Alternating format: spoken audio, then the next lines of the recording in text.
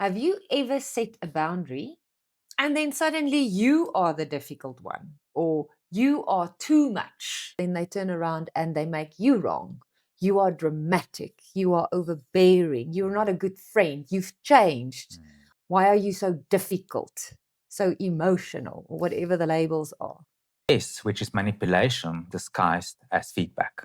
That's usually the moment you stop being convenient and the other person realizes the rules have changed. And what I've seen is that the right person will then adjust, but the wrong person turns around and then they try and negotiate access to you again for their own convenience. And it's convenient that you just adjust to them all the time. And now suddenly that's not the case. And you've stopped their convenience and you've changed the rules. That's the key. The test isn't about words, it's about following through. And as women struggle with the follow through because we feel guilty, right, ladies? How many of you have felt guilty to say no and you don't want to upset the person, you don't want to trigger conflict, and heaven forbid, you really don't want this person to leave, especially if you like them and you're invested in them. And the irony is that's exactly why we need boundaries. Exactly. A boundary you don't keep becomes permission. And I suppose the testing just gets worse and worse after that first time that you buckled. But let's look at it from a different perspective. Let me give you an example. Think about a person we all know, someone whose yes is yes and their no is no. And simply, if they feel, I can't do that, they don't over explain, they don't make excuses. They just say, I can't do that. The difference is they are consistent. And therefore, you trust it. The cleanest boundaries are calm, not emotional, and not a speech. It's consistent. The key is about consistency. And if you're not open to that, then you're not open.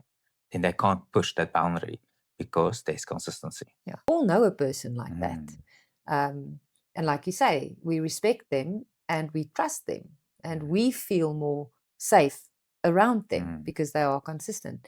But now, on the other hand, how many of us struggle with that consistency because we feel guilty to say no and we over explain, or worse, you just tolerate it, just give in.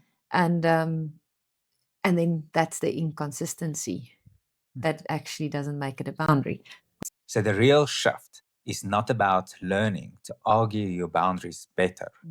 It's about becoming that person whose yes is yes and whose no is no. At first, it might feel uncomfortable, as many of us have learned that we need to soften our no in order not to disappoint other people. Very true. By the moment your behavior becomes calm and consistent, people stop testing it.